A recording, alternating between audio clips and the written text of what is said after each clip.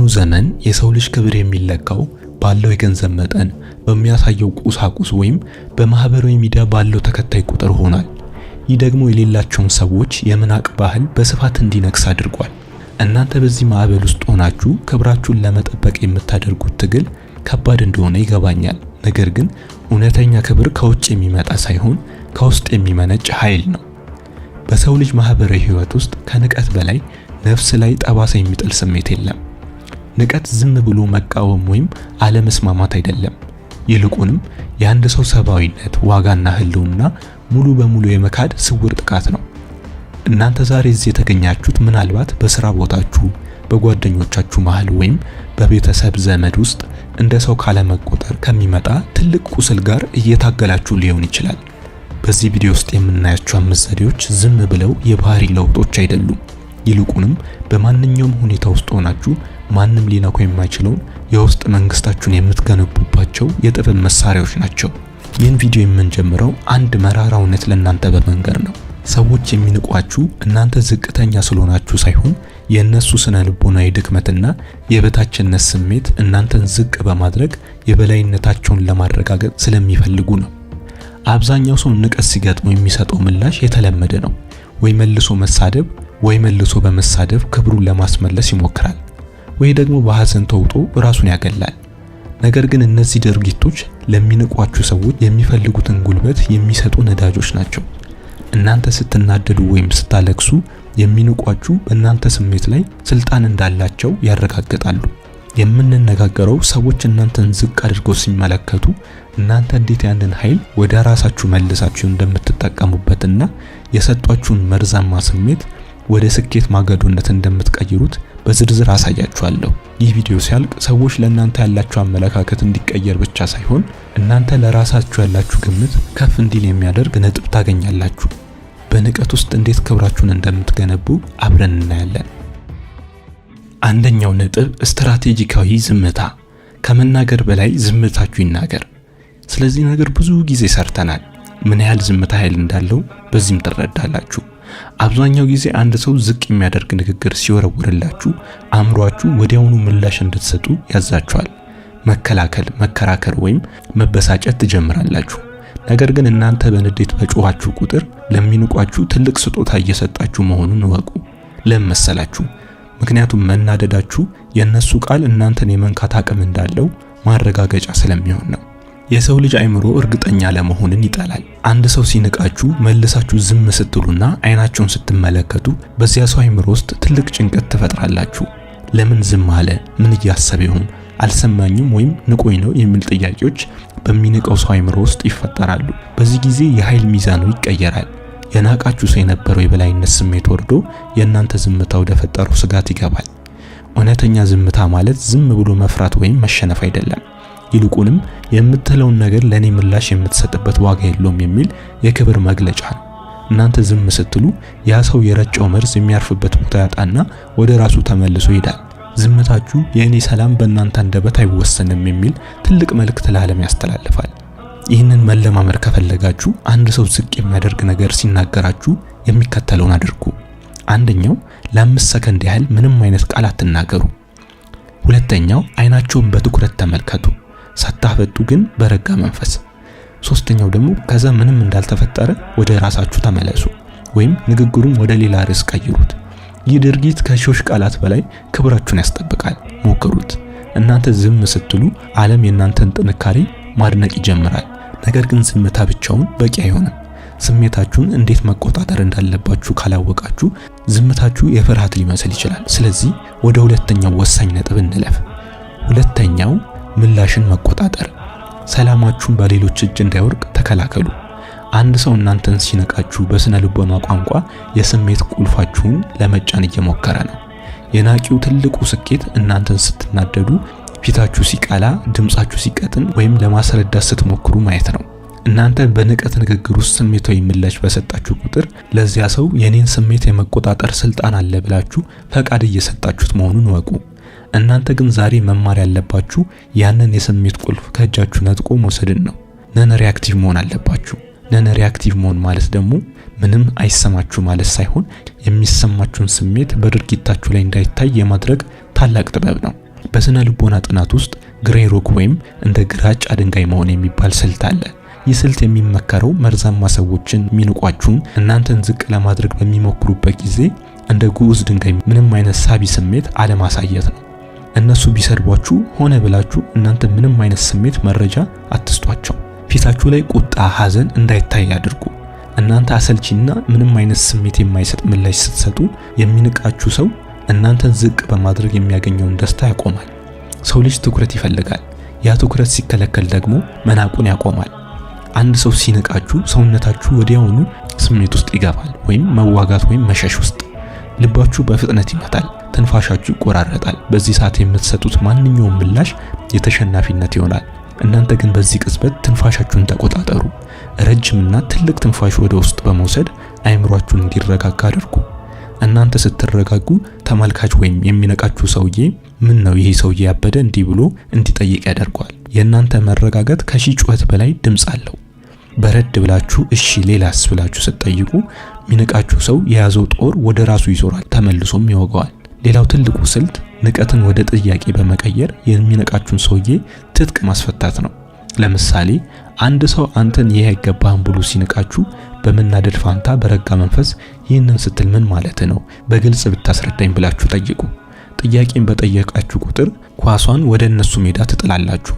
ናቂው ሰው ንቀቱን በምክንያት ሊያስረዳ አይችልም፣ ምክንያቱም ንቀት በራሱ ምክንያት የጎደለው ስሜት ነው። ሲብራራ ደግሞ ባዶነቱ ይገለጣል። እናንተ ሳሰሩት እሱ ራሱን እንዲያጋልጥ እያደረጋችሁት ነው። ይህ ስልት እናንተን ከጥቃት መከላከያነት ወደ መሪነት ያሸጋግራችኋል።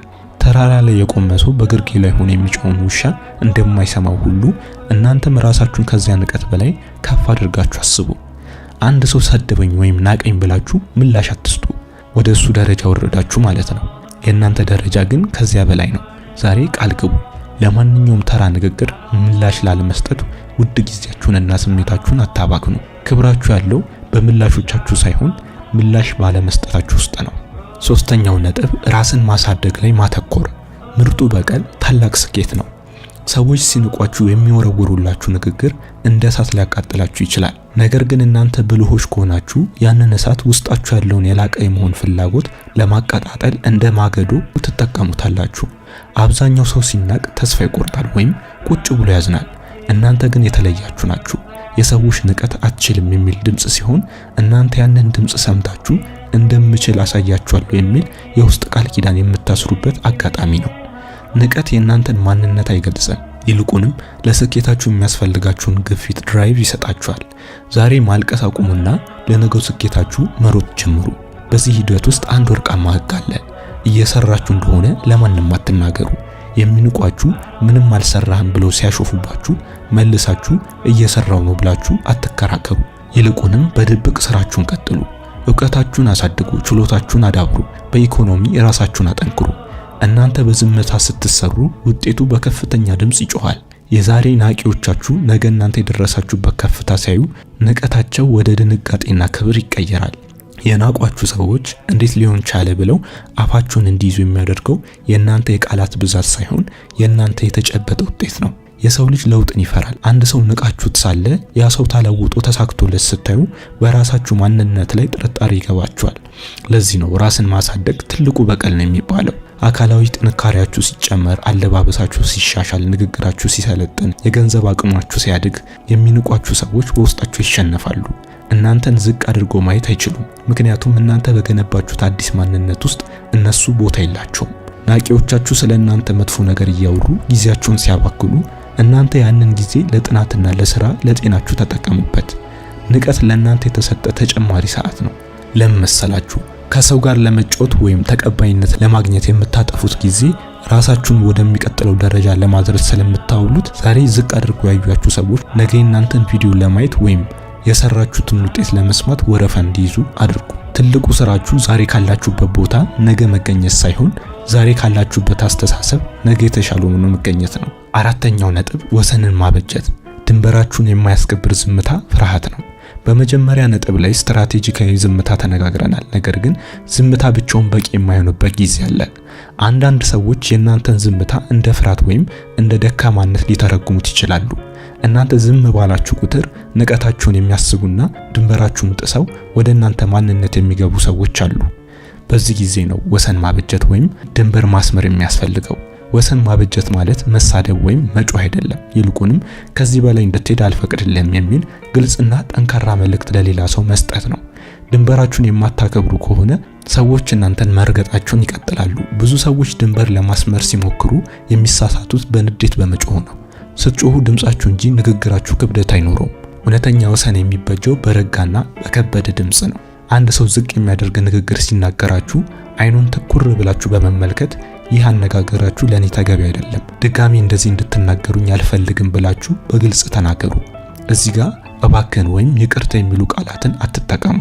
ጥያቄ ሳይሆን ትዕዛዝ ነው እየሰጣችሁ ያላችሁት። እናንተ በረጋ መንፈስ ወሰናችሁን ስታሰምሩ የሚነቃችሁ ሰው የእናንተ ውስጣዊ ጥንካሬን ይረዳል። ሁልጊዜ ወሰን የሚበጀው በንግግር ብቻ አይደለም። አንዳንድ ጊዜ ድርጊታችሁም ከቃላታችሁ በላይ ይናገር። አንድ ሰው የማይገባ ንቀት ሲያሳያችሁ ካላችሁበት ቦታ ተነስታችሁ መሄድ ወይም ያንን ሰው ከህይወታችሁ ማግለል ትልቅ ወሰን ነው። የእናንተ መገኘት ክብር እንደሆነና ያንን ክብር ለማያውቅ ሰው ደግሞ የእናንተ አለመገኘት ጉለት እንደሆነ እንዲሰማችሁ አድርጉ። አትለማመጡ ወይም ትኩረት ለማግኘት አትሞክሩ። እናንተ ራሳችሁን ስታገሉ ያ ሰው የእናንተን ዋጋ እንዲረዳ ታስገድዱታላችሁ። አንዳንድ ጊዜ የምንናቀው ከሚንቁን ሰዎች ጋር ባለን ጥልቅ ትስስር ወይም ጥቅማ ጥቅም ምክንያት ሊሆን ይችላል። ይህ ሰው ቢቀየምብኝስ ወይም ይህ ሰው ቢርቀኝስ የሚል ፍርሃት ለንቀቱ በር ይከፍታል። ነገር ግን ማወቅ ያለባችሁ ክብራችሁን መስዋዕት አድርጋችሁ የምታገኙት ማንኛውም ጥቅም ወይም ፍቅር መጨረሻው ውርደት ነው። ዛሬ ያንን ስነ ልቦናዊ ሰንሰለት ስበሩት።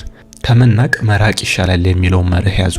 እናንተ ለራሳችሁ ክብር ስትቆሙ መጀመሪያ ላይ አንዳንድ ሰዎች ልታጡ ትችላላችሁ። ነገር ግን የምታገኟቸው ሰዎች እናንተን በትክክል የሚያከብሩና የሚመጥኑ ይሆናሉ። ወሰን አበጅታችሁ ድንበር የሚጥስ ሰው ካለ ያ ሰው በህይወታችሁ ውስጥ ቦታ ሊኖረው አይገባም። ወሰን ማለት ውጤት ያለው መሆን አለበት። እንደዚህ ካደረገ ግንኙነታችን ይቆማል ካላችሁ በኋላ ድርጊቱ ከተደገመ የተናገራችሁትን በተግባር አሳዩ። አለበለዚያ ወሰናችሁ እንደ ቀልድ ይታያል። የመጨረሻውና አምስተኛው ነጥብ ቀልድና ስላቅን እንደ መከላከያ መጠቀም። ንቀትን ወደ ሳቅ ቀይራችሁ አክሽፉት። አንዳንድ ጊዜ ንቀት የሚመጣው በቀጥታ ስድብ ሳይሆን በስላቅ ወይም በጨዋታ መልክ ሊሆን ይችላል። ናቂው ሰው እናንተን ዝቅ አድርጎ ተናግሮ ሌሎች እንዲስቁባችሁ ይሞክራል። በዚህ ጊዜ ዝም ካላችሁ የተሸነፋችሁ ትመስላላችሁ። ከጮኻችሁ ደግሞ ቀልድ አታውቅም ተብላችሁ ትተቻላችሁ። እዚህ ጋር ነው ዊት ወይም ብልህ ቀልደኛ የሚያስፈልገው። ንቀቱን በሳቅና በቀልድ ስታከሽፉት የሚንቃችሁን ሰውዬ ስለታም ሰይፍ ትሰብሩበታላችሁ። እናንተ በራሳችሁ ላይ የምትስቁና በነገሩ የማትሸበሩ ከሆናችሁ ንቀቱ እናንተ ላይ የሚያርፍበት ቦታ ያጣል። አንድ ሰው አሳንሶ ሊያሾፍባችሁ ሲሞክር በፈገግታና በረጋ መንፈስ ንግግሩን ወደሱ መልሱት። ለምሳሌ ይህንን እንኳን የምትችሉ አይመስለኝም ብሎ ቢንቃችሁ አመሰግናለሁ፣ ስለኔ ችሎታ ከኔ በላይ ተጨንቀ ስለመረመርክ ደስ ብሎኛል ብላችሁ በሳቅ መልሱለት። እንደዚህ አይነት ምላሾች ናቂውን ሰው ግራ ያጋባል። እናንተ አልተናደዳችሁም፣ አልተሸማቀቃችሁም፣ ይልቁንም በሁኔታው እየተዝናናችሁ ነው። ይህ ሃይ ስታተስ ወይም የከፍተኛ ስብዕና ምልክት ነው። አንዳንድ ጊዜ ደግሞ ናቂው የተናገረው ነገር እንዲህ ደግሞ በማድረግ ማሳፈር ትችላላችሁ። ይቅርታ ያልከው ነገር ስላልገባኝ ደግመህ ብትነግረኝ ብላችሁ በረጋ መንፈስ ጠይቁት። አንድ ስድብ ወይም ንቀት ለሁለተኛ ጊዜ ሲደገም መጀመሪያ ላይ የነበረውን ጨዋታ ይጠፋና ክፋቱ ይጋለጣል። በዚያ ቅጽበት ሁሉም ሰው የናቂውን ትንፋሽ እንዳይ ታደርጉታላችሁ። እናንተ ሳትናደዱ እሱ በራሱ ንግግር እንዲታነቅ አደረጋችሁት ማለት ነው። እዚህ ድረስ አብራችሁን ከቆያችሁ አንድ ቦነስ ነገር ልጨምርላችሁ። ያላችሁን ዋጋ እወቁ። ክብራችሁ የሚመነጨው ከውስጣችሁ እንጂ ከሰዎች አንደበት አይደለም። አሁን የምነግራችሁ ቦነስ እስካሁን ካየናችሁ 5 ዘዴዎች የሚሰሩት እናንተ በውስጣችሁ ለራሳችሁ ያለው ግምት ጽኑ ሲሆን ብቻ ነው። ሰዎች የሚንቋችሁ የእናንተ ዋጋ ስለቀነሰ ሳይሆን የእነሱ ማንነት ስለጎዳ ነው። አንድ አልማዝ ጭቃ ውስጥ ቢወርቅም አልማዝነቱ አይቀየርም። ጭቃው የአልማዙን ውበት ሊያሸንፈው ይችላል እንጂ ዋጋው ሊቀንስ አይችልም። እናንተ እንደዚህ ናችሁ። የሰዎች ንቀት የእናንተን ማንነት እንዲገልጽ አትፍቀዱ። ሰላማችሁና ክብራችሁ በሰዎች እጅ ከሆነ እናንተ የነሱ እስረኛ ናችሁ። ዛሬ ግን ያንን ሰንሰለት የምትበጥሱበት ቀን ነው። አንበሳ በጫካ ውስጥ ሲራመድ ጅቦች ቢጮሁም ቆሞ አይከራከርም። ለምን? ምክንያቱም አንበሳነቱን ለማረጋገጥ የጅቦች ምስክርነት አያስፈልገውም። እናንተም ስለ ማንነታችሁ፣ ስለ ጥንካሬያችሁ፣ ስለ ውበታችሁ ከሰዎች ማረጋገጫ አትጠብቁ። ሰዎች አከበሯችሁም ናቋችሁም እናንተ ያላችሁ ዋጋ የማይለወጥ መሆኑን ወቁ። የዚህ አይነት አስተሳሰብ ስታዳብሩ የሰዎችን ንቀት እንደ ንፋስ በጆሮአችሁ ያልፋል እንጂ ልባችሁ ጋር አይደርስም። በመጨረሻም እናንተ የተፈጠራችሁት ለታላቅ ዓላማ እንደሆነ እመኑ። የናቋችሁ ሰዎች የእናንተን ጉዞ ሊያደናቅፉ የመጡ ሳይሆን እናንተን ይበልጥ ጠንካራ ለማድረግ የመጡ ስነ ልቦናዊ ፈተናዎች ናቸው። በዝምታችሁ ግራ አጋቧቸው፣ በስኬታችሁ አስደንግጧቸው። በቀይ መስመራችሁ ራሳችሁን አስከብሩ። ነገር ግን በውስጣችሁ ሁሉ ጊዜ ንጉስ መሆናችሁን ወቁ። ራሳችሁን ስታከብሩ ዓለም እናንተን ለማክበር ትገደዳለች። ከዛሬ ጀምሮ አንገታችሁን ቀና አድርጉ፣ ምክንያቱም እናንተ ለማንም ንቀት ዝቅ የምትሉ አይደላችሁም። ይህንን ቪዲዮ እስከዚህ ሰዓት ድረስ አብራችሁኝ ስለቆያችሁ ለራሳችሁ ትልቅ ምስጋና ይገባችኋል። ለመሰላችሁ ብዙዎች በንቀት ተሸንፈው ሮሮስ ሲቀሩ፣ እናንተ ግን መፍትሄ ፍለጋ ሁል ጊዜ እዚህ ትገኛላችሁ።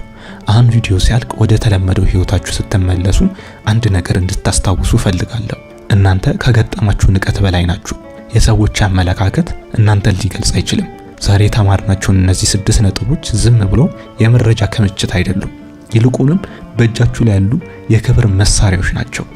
ከዚህ ሰከንድ ጀምሮ ማንም ሰው እናንተን ዝቅ አድርጎ እንዲያይ የሰጣችኋቸውን ፈቃድ በይፋ ሰርዛችኋል። እናንተ የተፈጠራችሁት በሌሎች ጥላ ስር እንድትኖሩ ሳይሆን የራሳችሁን ብርሃን እንድታበሩ ነው። የቻናላችን ተከታታዮች እስካሁን አብራችሁን ስለነበራችሁ ከልብ እናመሰግናለን። ሌሎች ይጠቀሙ ብላችሁ ካሰባችሁ ሰብስክራይብ፣ ላይክ እና ሼር በማድረግ አብሮነታችሁን አሳዩን። መልካም ጊዜ፣ ጥሩ ህይወት ለፍጥረታት ሁሉ እንዲሆን እንመኛለን። ከኤሊሁስ